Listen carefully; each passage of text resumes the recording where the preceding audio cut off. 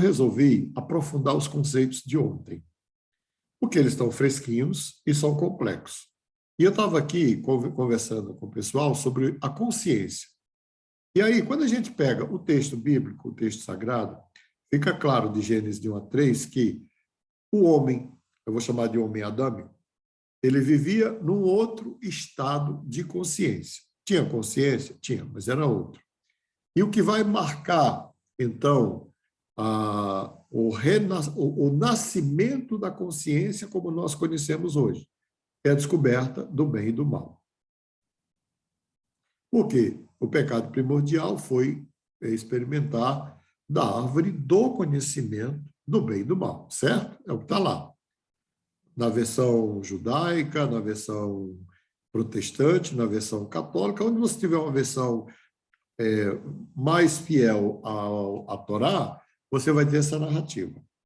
Eu gosto muito também de como o Stanley Kubrick, ou de como algumas correntes antropológicas marcam o nascimento da consciência. É um pouco diferente da Bíblia, mas também é complementar. Vai dizer que o que vai marcar o nascimento da consciência é o momento em que o homem descobre que pode criar coisas. Por exemplo, o fogo, a roda e a própria ferramenta, não é? Quando ele faz a descoberta do fogo, de que ele pode criar o fogo, que está contado, por exemplo, no mito de Zeus, né? Vocês conhecem o mito de Zeus, o Zeus vai lá e faz o fogo e tal. O que a gente pode afirmar, assim, com toda a propriedade, sem estar ferindo nada? É que a consciência é uma estrutura psicológica que foi se desenvolvendo e sendo criada ao longo da história da humanidade. Você não pode dizer, tem muitas pessoas que projetam o presente no passado e cometem o anacronismo. E imaginam, por exemplo, que um homem que viveu na época de Sócrates tinha o mesmo nível de compreensão da realidade que um homem hoje tem. Não tinha. Vamos lá, a gente fala muito nos doutores da Idade Média. Um doutor da Idade Média tinha menos informação do que uma criança de 12 anos hoje. Não tenho a menor dúvida disso. Não é? Bom, é tanto que o saber é enciclopédico. Como é que alguém se formava doutor? Ele decorava a enciclopédia. Hoje não dá para decorar nada, porque é tanta informação sendo produzida, não é? Como é que a gente decoraria a Wikipedia? É impossível, não tem como. Então, assim, são níveis de compreensão diferentes, né? A gente pode raciocinar, eu espero que o Bertoni não fique à vontade comigo, porque eu posso usar tanto o desenvolvimento dos instrumentos, como eu posso usar o próprio texto sagrado, a própria narrativa sagrada para fundamentar o que eu estou falando aqui. Você vai ter uma percepção de Deus no Velho Testamento, você vai ter uma percepção diferente de Deus no Novo Testamento. O que mudou? Deus ou a percepção? A percepção. A percepção. A percepção. E aí, trazendo isso para a psicologia, que é o que nos interessa aqui, nós vamos ver que não só a consciência é histórica, ela é uma estrutura que é formada dentro de um determinado período da história, ela também é social, porque ela é formada dentro de um grupo ou grupos sociais. Então, por exemplo, eu tenho uma relação assim extraordinária com netos, né? Especialmente com netos. Com filhos também, mas neto é demais. E aí eu fiz uma viagem com eles, né? E ficamos juntos e tudo. E eles queriam, vamos lá. Eles foram no meu consultório e lá tem uma máquina de escrever antiga. E funciona. E eles olharam aqui e falaram, o que é isso? São duas crianças, né? Estava com 5 e o outro com 8. Uma máquina de escrever. Avô. vocês escreviam nisso? Era. Mas como é possível? Aí eu pus o papel, ensinei, eles não saíram mais da máquina, né? Não saíram. Tiraram foto com a máquina, levaram para a escola. Por quê? Aquilo para eles é uma coisa assim inusitada, não é? Aí em casa eu tenho lá os 200 LPs. Aí lá, isso era como vocês ouviam música. Era como a gente ouvia. Então, assim, para a geração da Rafaela, é absolutamente natural o mundo virtual. Para mim, não era. É tanto que eu compro o computador em 93, já no financiamento que o BNDES abriu para pesquisadores, porque não tinha computador para vender. Micro era o preço de um carro Mille, não é, Bertone? Era um Mille. E aí o BNDES abre lá uma linha de financiamento para computador. Aí eu comprei. Vocês adivinham que eu deixei na caixa? Eu só fui abrir 6 meses depois.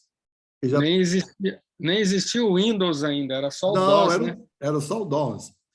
Bom, falar isso aqui para a Rafaela, para o Alex, que já são mais atuais, não faz o menor sentido, porque já foram iniciados na juventude, ela na infância e o Alex na juventude, no mundo virtual.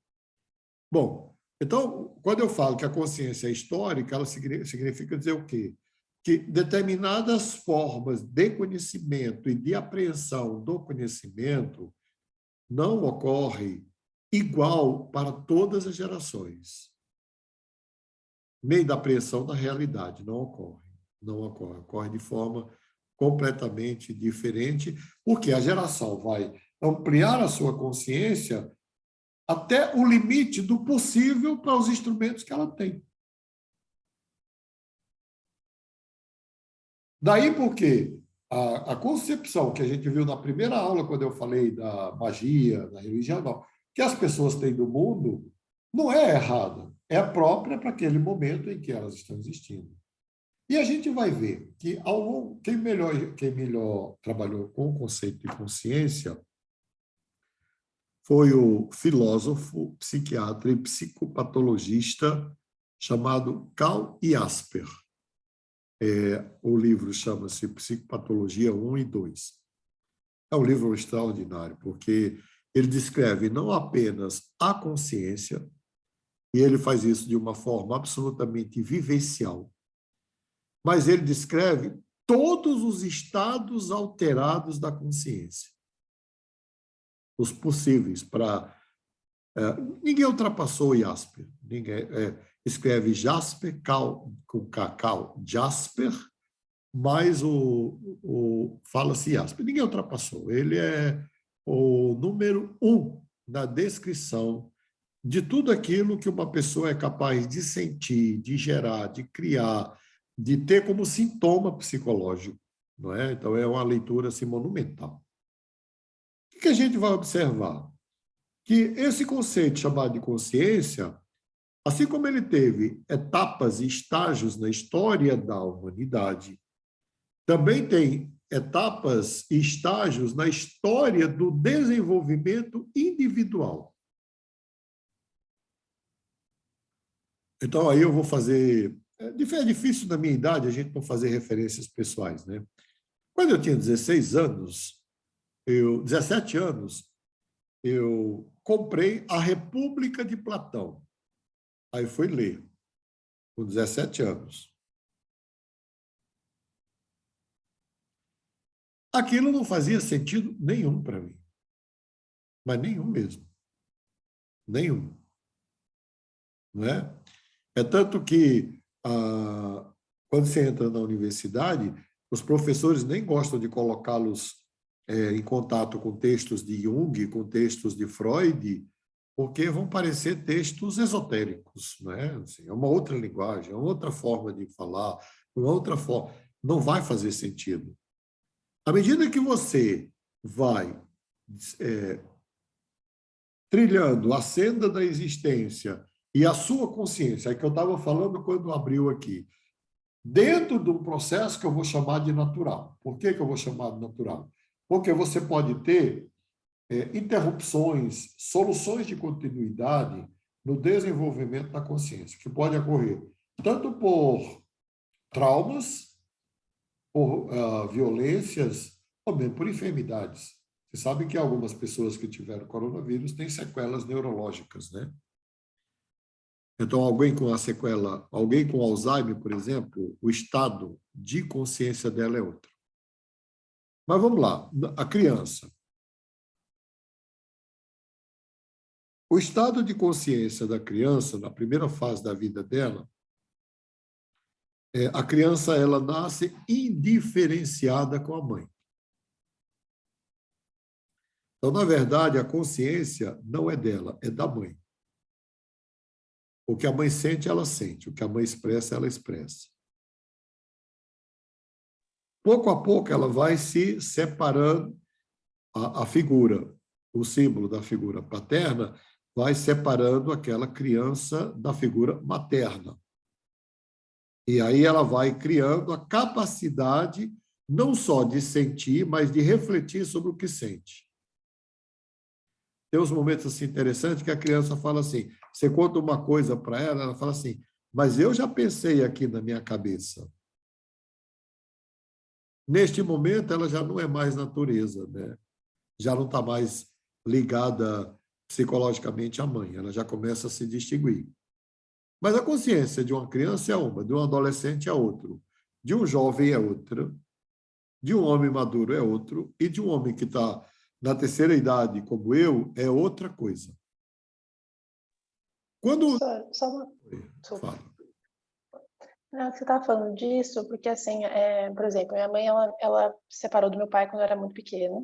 Sim. E eu fiquei muito com a minha mãe. Tipo, eu cresci muito com a minha mãe. Então, assim, Sim. essa consciência de, eu penso, muito para mim. Tipo assim, não foi tão rápido, sabe? Sim. Tipo assim, eu me separei da minha mãe, assim, adolescente. Não Aos foi poucos, né? Aos poucos, né?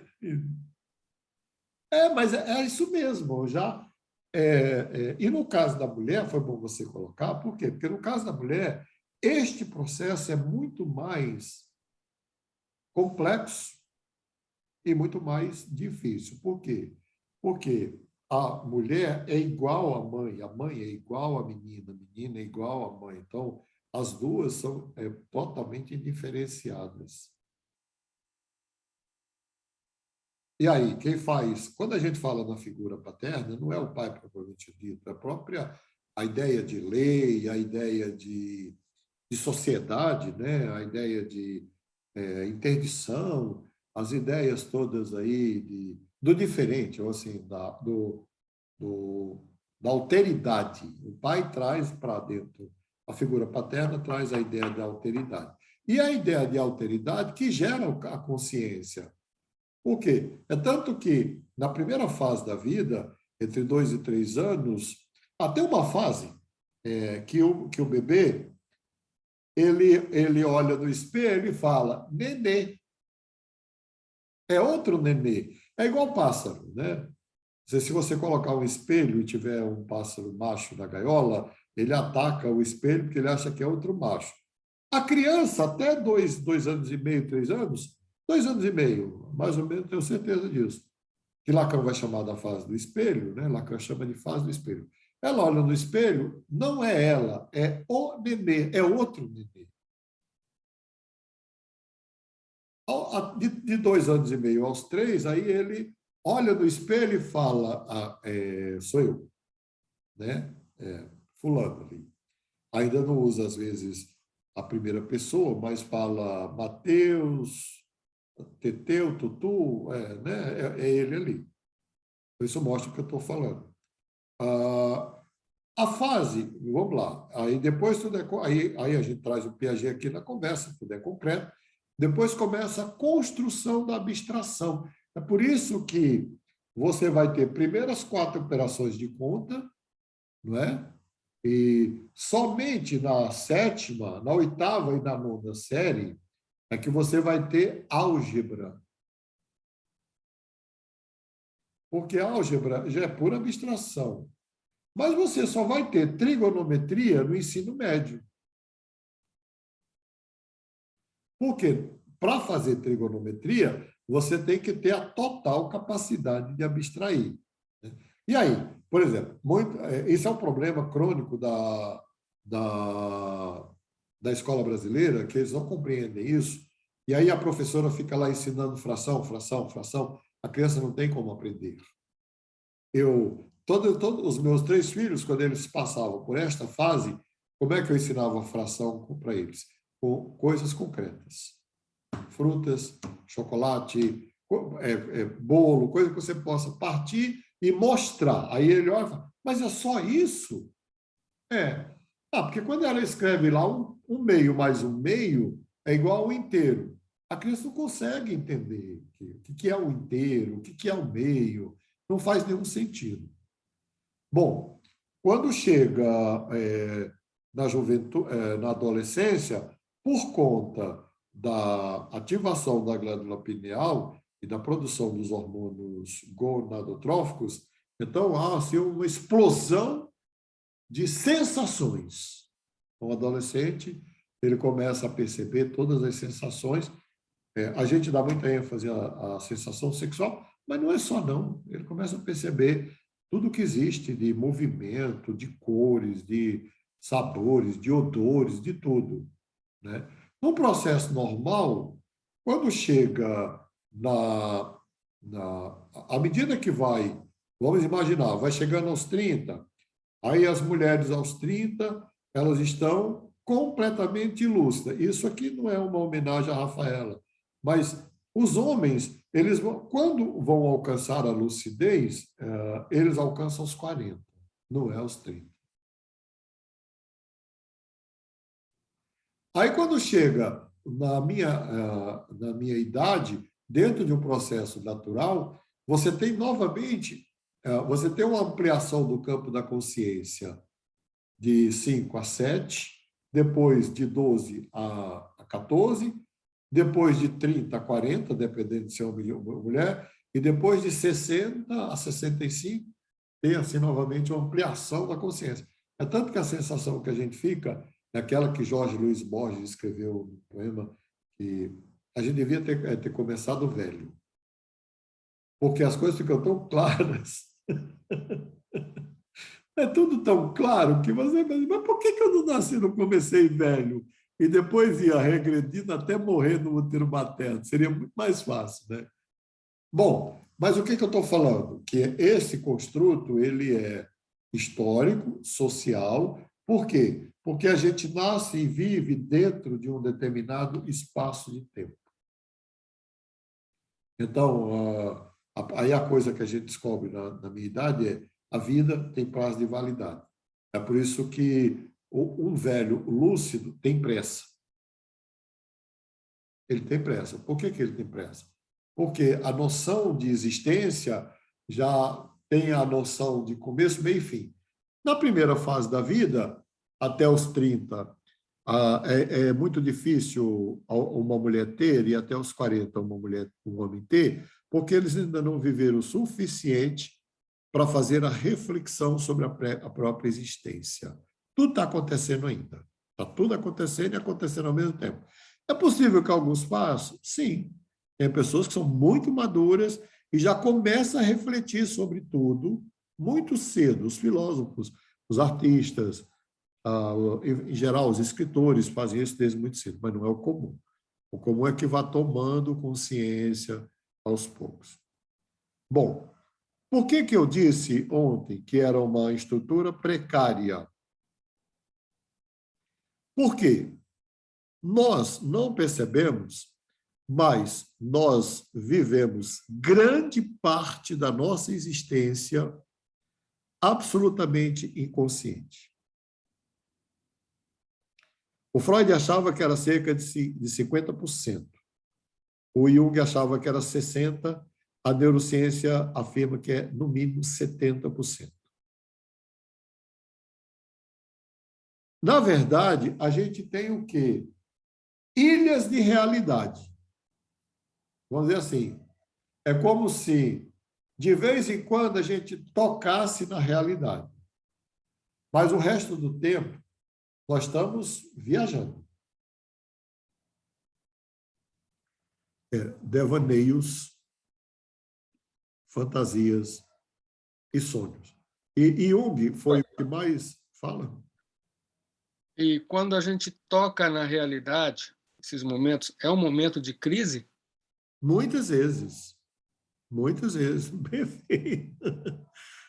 Muitas vezes é um momento de crise. Por quê? Porque você é chamado, né, à existência, né? Olha, as coisas, de repente, todos nós praticamos a filosofia da autoilusão. Todos nós. A gente percebe isso quando alguém adoece numa família. Se a mulher adoece, o marido toma consciência. Muitas vezes não. Mas os filhos, jamais. Eles não conseguem perceber que pai adoeceu, que mãe adoeceu, sabe, que as coisas já não são mais as mesmas. Os filhos continuam atribuindo aos pais o poder que os pais não têm. Não é? Porque quando é chamado, não, mas... Aí quando você senta e fala assim, mas ela adoeceu mesmo. Aí, em geral, o contato com a realidade faz as pessoas deprimirem.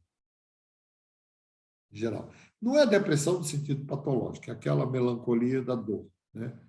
Bom, Jung percebeu que muitas vezes nós não temos a capacidade para distinguir sonho de realidade e de fantasia. Isso eu falei ontem. Por quê?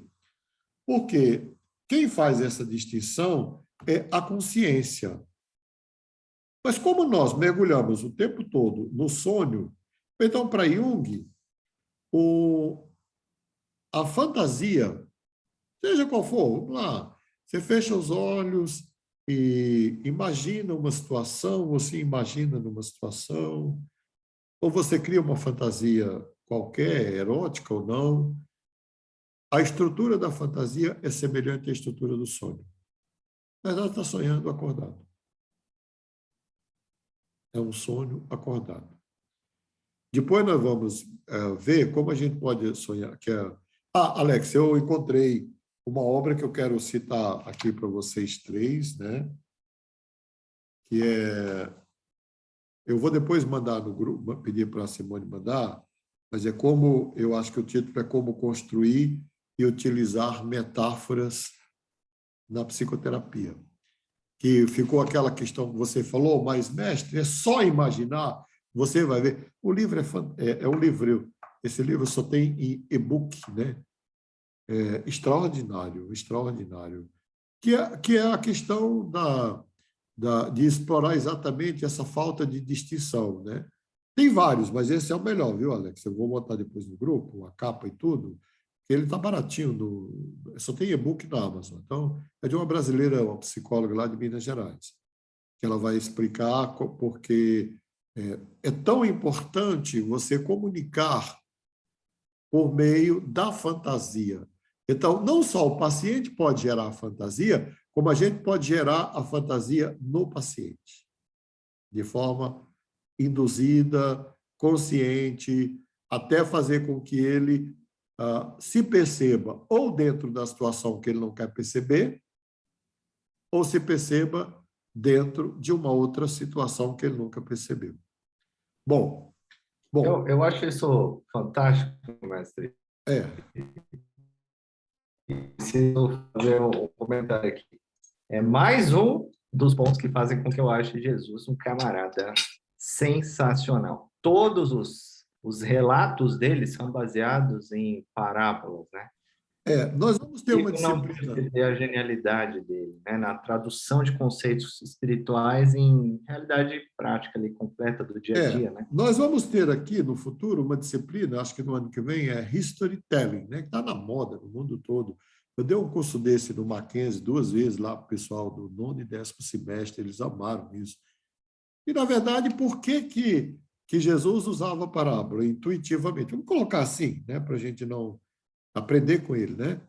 Claro que Jesus tem as razões dele, os motivos dele e o poder dele, mas falando de Jesus como uma pessoa. Olha só, quando você usa uma metáfora e uma parábola, você dribla todas as resistências da consciência e fala diretamente ao inconsciente.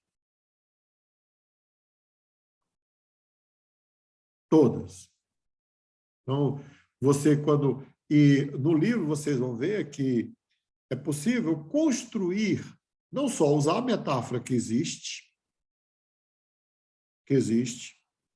mas é possível você construir uma metáfora a partir da história de vida do paciente e ampliar um pouco o campo de compreensão, de apreensão da consciência dele acerca dele, do outro e do mundo. Né? Então, isso eu acho fantástico, extraordinário. Mas eu queria aprofundar também um pouco mais a questão dos estados alterados da consciência, que está muito... foi uma coisa que foi muito estudada a partir da década de 60, com a contracultura, né? E eu vou fazer referência a uma obra, a única que tem em português, que chama-se Psicologia Anomalística, ou Anômala. Quem traduziu essa obra foi o Hélito Zangari e a esposa dele, a Fátima Machado. Esses dois são meus amigos, porque nós ficamos 10 anos juntos no laboratório de psicologia da religião da USP, que já falei aqui com o Geraldo Paiva, que era o nosso líder de pesquisa. E com a aposentadoria do Geraldo, aos 70 anos, o Hélito assumiu o laboratório e transformou o laboratório num laboratório de psicologia anômala. É uma coisa nova dentro da psicologia, tem uns 20 anos. O que é a psicologia anômala? A psicologia anômala é o estudo científico dos chamados fenômenos extrasensoriais. Que conclusão que os psicólogos chegaram? Que não existe nada extrasensorial. Por quê? Porque se você viu, se você sentiu, se você percebeu, você usou um dos órgãos dos sentidos, não é? Bom, o que vai trabalhar exatamente a psicologia anômala? Que aí tem duas formas de trabalhar. Eu tanto posso trabalhar o estado alterado da consciência do ponto de vista patológico, e Freud fazia isso, e a maioria dos psiquiatras e psicólogos fazem isso.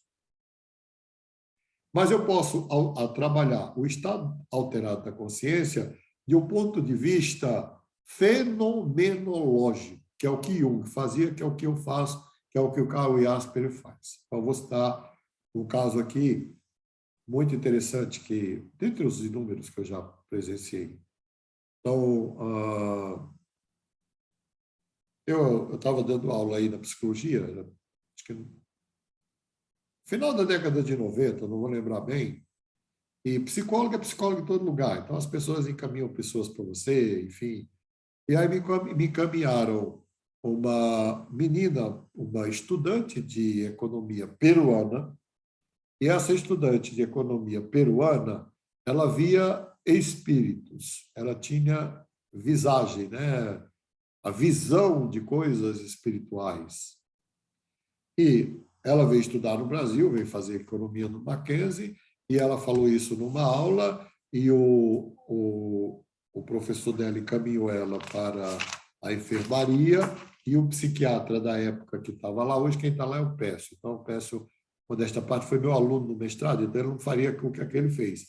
Aquele lá atrás já classificou a menina como esquizofrênica.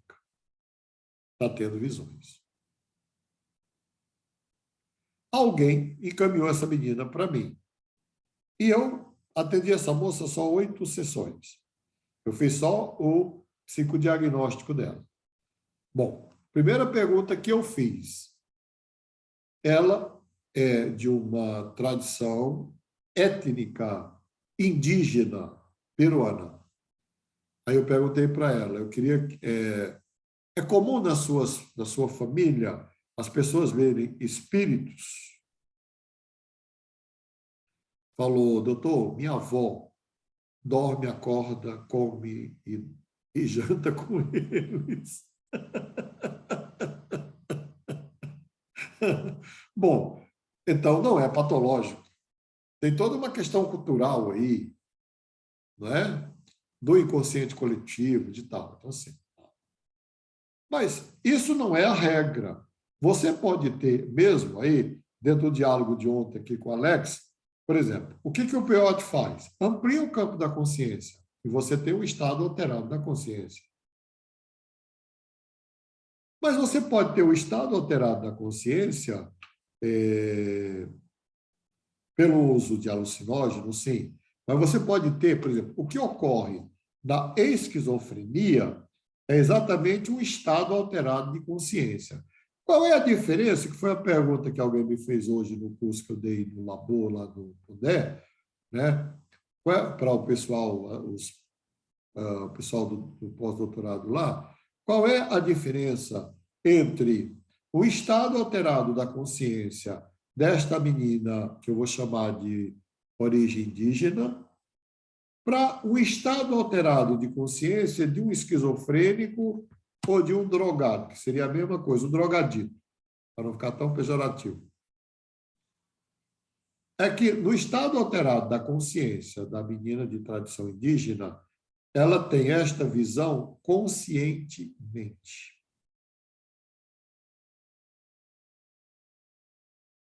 No esquizofrênico e no drogadito, ele não tem consciência de que é uma visão. Então, para ficar um pouco mais claro, eu, quando dei psicopatologia, eu levava meus alunos e alunas no hospital, no manicômio judiciário, e a gente sentava para conversar com o esquizofrênico. E, em geral, eu vou citar duas histórias, uma cada mais impressionante, mais humana que a outra, né? Numa, o sujeito conversa com gatos. Ele, olha só, ele tinha se queimado em vários lugares do corpo. Por quê? Ele tinha um pano aqui, em volta do pescoço. Desse lado, ele ia fazendo um pavio, e deste aqui tinha o fogo. Fazia o pavio desse lado e o fogo queimando desse. Então, ele é todo queimado. Vivia na enfermaria. Mas ele conversava normalmente. Aí a primeira pergunta que eu fiz lá na frente dos alunos e alunas: para que você faz o pavio e queima? Isso aqui foi uma missão divina. Deus me disse que quando essas duas pontas se encontrarem, o mundo se acabará.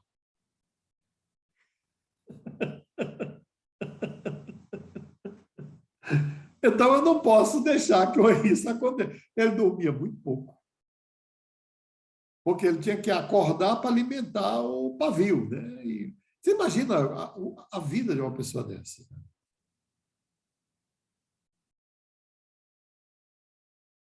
Num outro lugar, isso foi no Rio, quando eu dava psicopatologia lá no IBNR, eu fui com os alunos lá no complexo penitenciário, no manicômio judiciário.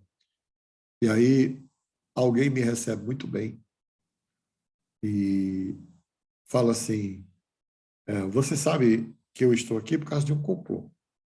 Eu não tenho doença mental, eu sou absolutamente lúcido, igual você.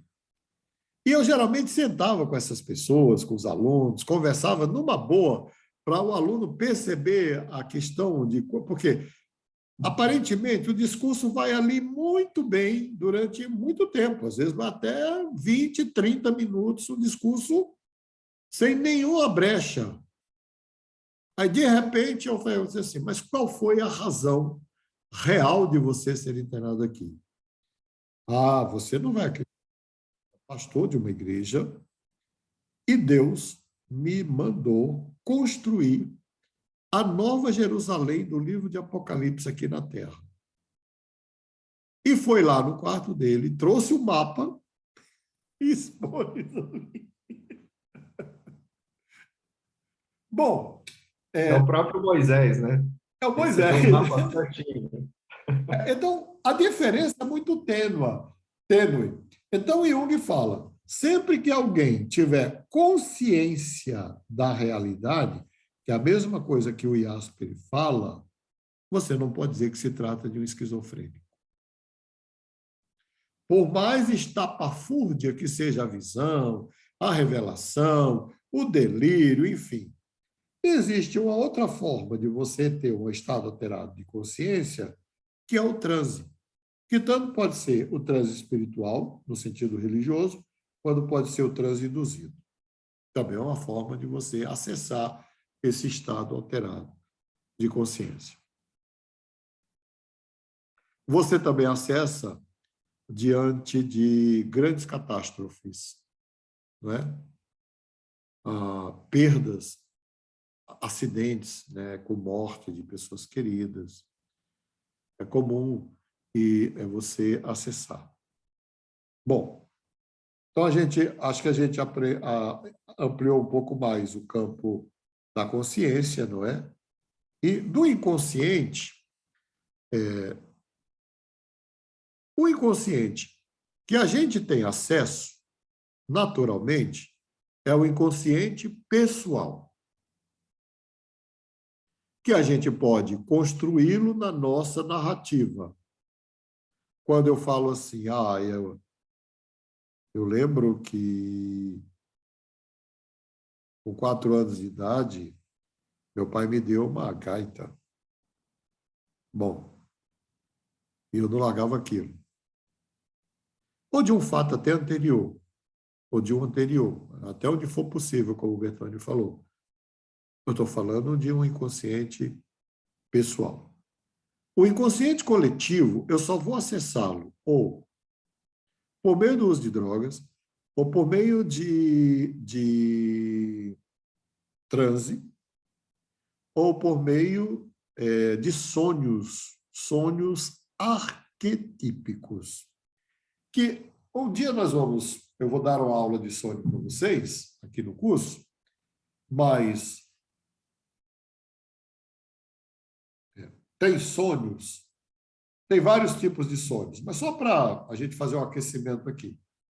Quando eu consigo relacionar o sonho com a realidade, que o sonho tem fragmentos da minha realidade, este sonho é um sonho do inconsciente pessoal.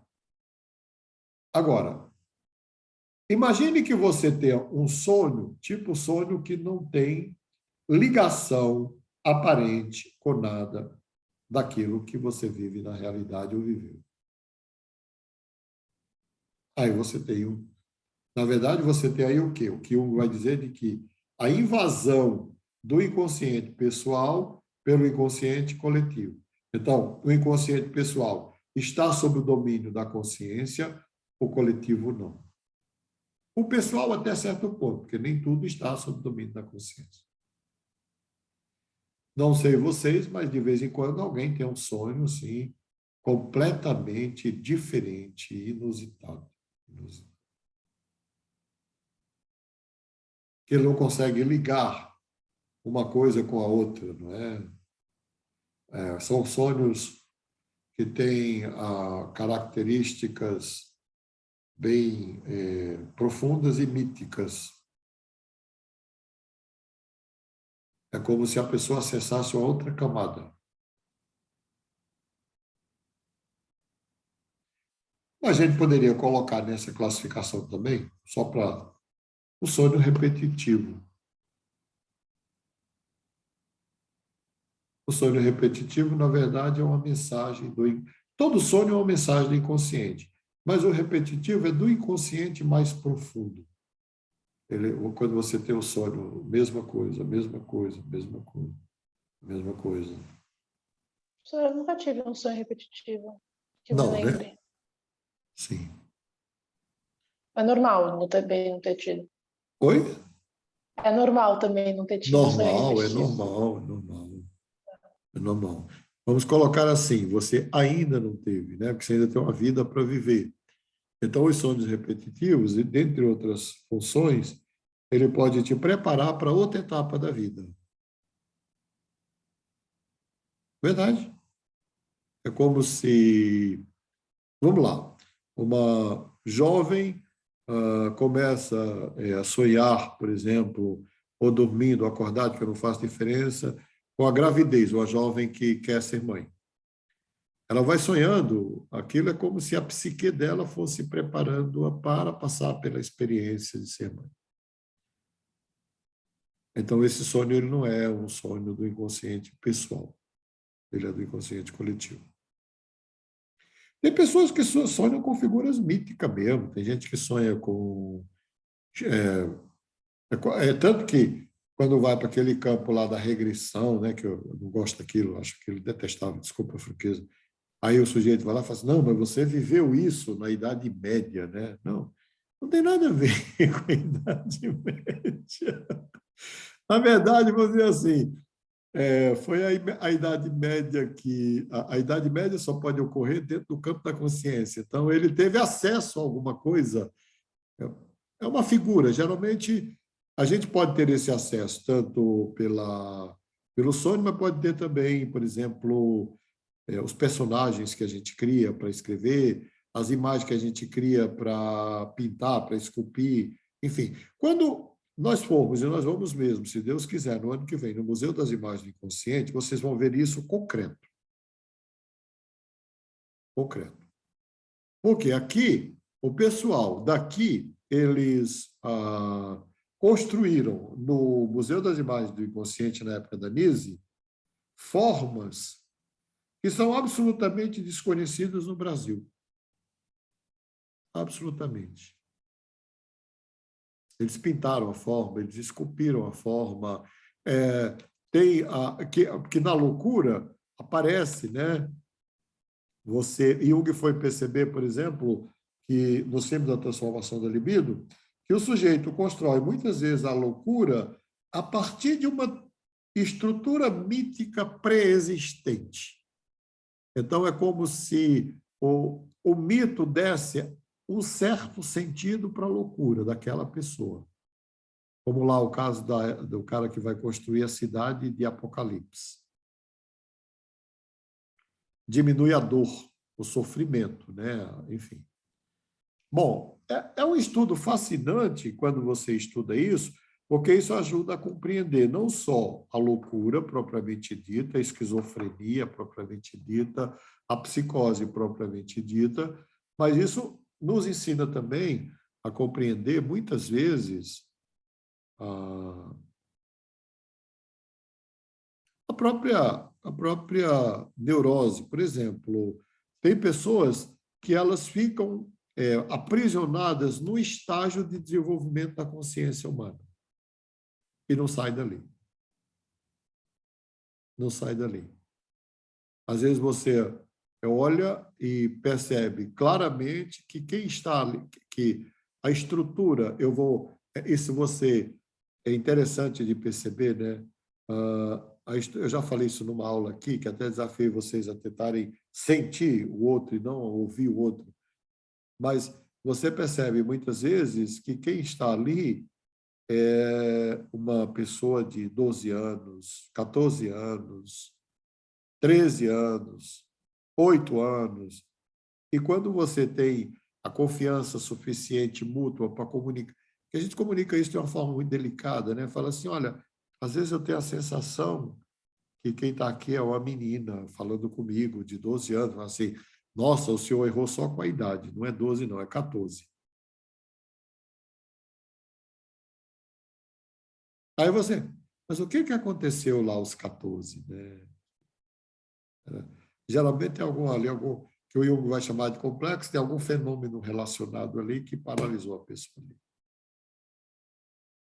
Então, a nossa consciência ela é flexível, a gente pode ampliar, diminuir. Por exemplo, quando você tem um impacto emocional muito grande, com a perda, com um acidente, com uma coisa, o campo se estreita. Você percebe pouca realidade, percebe a realidade de forma distorcida. Na depressão, a gente percebe de forma distorcida. Mas também ela pode se ampliar ao máximo, e você até chegar ao ponto de você, de repente, ver o que não queria, o que não devia, né? Que é o que o Bertone falou ali. Enfim. O inconsciente pessoal tem a ver com a minha história de vida. O inconsciente coletivo Eu voltei a esses conceitos por eles serem muito difíceis de apreensão, de compreensão também. Eles têm a ver com tudo que é humano, da espécie humana.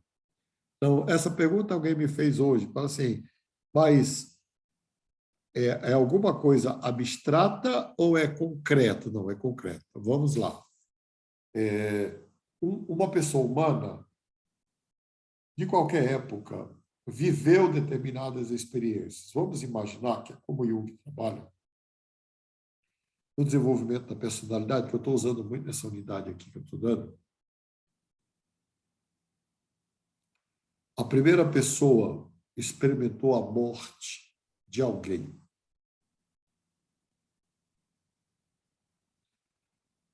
Quando a gente fala de inconsciente coletivo, a gente está falando de que, em algum momento, foi registrado na consciência da espécie humana a sensação de perder alguém. Ao mesmo tempo, em algum momento, o ser humano se sente pertencente a alguém. Então, isso é que é o inconsciente coletivo, é o que é comum, seja em termos de imagens, seja em termos de sensações, de sentimentos, de emoções. E a gente vai vendo que, ao longo da história da vida da gente, as gerações elas vão fazendo sempre a mesma pergunta. A resposta é que é diferente, mas a pergunta é a mesma.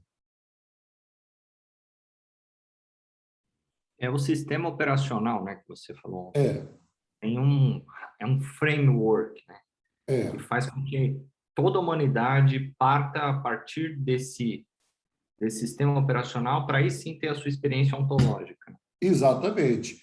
Então, voltando lá ao texto sagrado, que a gente está no fim da aula, ali o que você pode interpretar de uma forma negativa a queda, não é? Que é como todos interpretam, mas você também pode interpretar de uma forma positiva. Ai, meu Deus, eu sempre pensei nisso, mestre. Eu sempre pensei nisso. Ai, ai, ai. Aí você pegou, hein? Porque você consegue cruzar isso um pouco com a teoria da evolução. Mas deixa para lá, tá no fim da aula, eu não vou atrapalhar o fim dela. Não, mas na verdade, eu vou já fazer minha confissão de fé aqui. Eu não sou evolucionista no sentido darwiniano, mas o próprio Santo Agostinho ele propunha a ideia da evolução do homem quanto espécie. E olha, não tem como pensar a mente humana sem isso, não tem. Você pode até não ser darwiniano, e eu respeito, tenho grandes amigos que são, e respeito mesmo, mas eu não consigo ser. Mas eu também não consigo pensar a mente sem todas as etapas de evolução. Mas isso até fisiologicamente faz sentido. O cérebro reptiliano, depois as camadas do sistema nervoso central, Perfeito tudo para terminar a aula. Um bebê só tem cérebro reptiliano. Não tem outra coisa. Não é? É morder, é bater, é comer, é sugar, ele não tem outra coisa. Pois bem, eu estava falando aí, né, da tomada de consciência.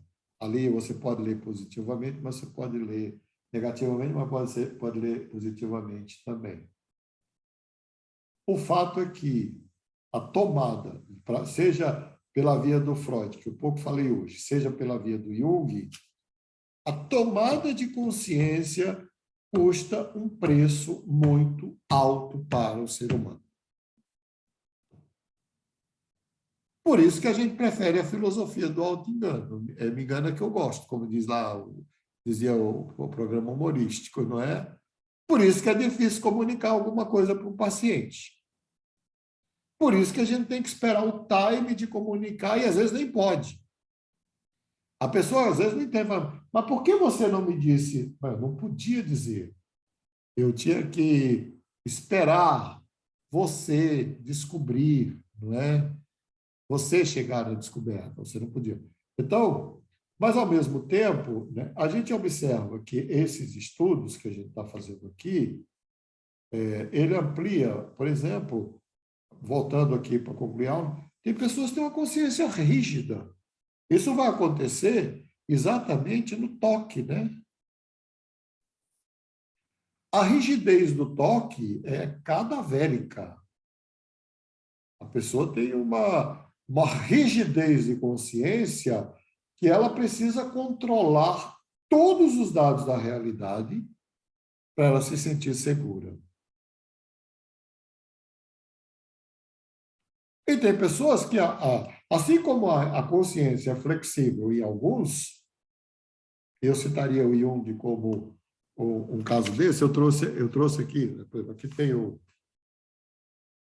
livro vermelho, né, que eu já mostrei. Isso aqui é uma viagem do Jung através do surto dele. E aqui, o livro negro, ele aprofunda a viagem no surto, né? Então, assim, para fazer isso, precisa ter uma flexibilidade de consciência imensa. Vou olhar para dentro de mim mesmo e vou compreender tudo aquilo que eu sou. Os místicos faziam isso no deserto, né? E eles faziam isso no deserto. Lá dos pais da igreja, os monges fazem isso lá no Tibete, e quem faz análise tem que ter essa disposição. Eu até comentava, você falou disso, professora, da meditação. Meditação. Eu faço meditação, eu estou fazendo há um tempo já e tem me ajudado bastante com essa questão de me perceber, sabe? Eu faço também, a Rafaela. E muda, e ajuda você não só a perceber a você mesmo, como perceber a realidade. Aumenta, né, a compreensão da realidade, a percepção do outro, da natureza, enfim. O que eu estou dizendo para vocês, para concluir? É que quando a gente pensa em aparelho psíquico, não é 2 mais 2 são 4. Não é? Não tem nada fechado em si mesmo. Então, antes de classificar como patológico ou não, eu tenho que avaliar o contexto, a cultura, a vivência, o nível de consciência, enfim. Agora, talvez por isso, aí para concluir, eu sou avesso à utilização de, eu disse isso na aula de ontem, vou repetir hoje, de processos que acelerem a tomada de consciência. Talvez o único que eu sou condescendente total, eu sou condescendente com 3 vias, né? A espiritualidade, a psicoterapia e a arte. Porque é outra coisa que o Hugo vai dizer, não é só um único caminho que leva para a descoberta de si mesmo, para o inconsciente, não. A arte leva, a espiritualidade no sentido mais positivo da palavra, não é? E também a psicoterapia. Bom, gente, já são 8 horas, o tempo passou aí rápido. Obrigada. Vamos combinar uma coisa? Próxima aula a gente faz uma sessão de perguntas e questões e dúvidas, tá bom? Perfeito. A gente Já começa. vai encerrar? Oi? Boa noite. Então. Já vai encerrar? Vou encerrar. Oi, perdão, cortou aqui. Já vai encerrar mesmo? Você anota dúvidas, as questões? Já. Tá, vai ter que ter uma aula só de dúvida, então. Então, eu queria combinar com vocês, hoje é praticamente a 6ª aula desse curso, não do outro. Na próxima aula, a gente vai vamos fazer uma roda de conversa sobre o que foi dado até aqui, o que ficou claro, o que não ficou claro, precisa esclarecer, e vamos combinar também uma forma de avaliação do trabalho de vocês. Tá ótimo. Tá bom? Seria mais roda de conversa, né? Porque Isso, vamos você fazer. vai falando um monte de coisa, e eu vou conectando com um monte de coisa aqui, e eu preciso da sua... todos os assuntos são muito fascinantes para mim, então não tem como eu não viajar aqui nos conceitos, Então, no que eu estudo. a próxima aula vai ser uma roda de conversa sobre tudo que a gente viu até aqui, que pontos vale a pena a gente esclarecer ou aprofundar, e também a combinação de um trabalhinho aí para avaliação, tá bom? Tá bom. Uma boa. Obrigada. Só um Boa spoiler, noite. mestre. Eu estava aqui tentando relacionar epigenética com inconsciente coletivo. Para mim, parecia umas coisas que fez sentido ali. É total. Mas aí a gente conversa depois. Tá. Você lê inglês? Lê inglês? Leio. Me lembre depois que eu mando um texto para você de uma epigeneticista que trabalha com trauma transgeracional no epigenética. Ah, faz sentido. Legal. Tá bom? Tá bom, gente. Um abraço. Um abraço. Um abraço. Tchau, tchau. Tchau. Tchau. Tchau.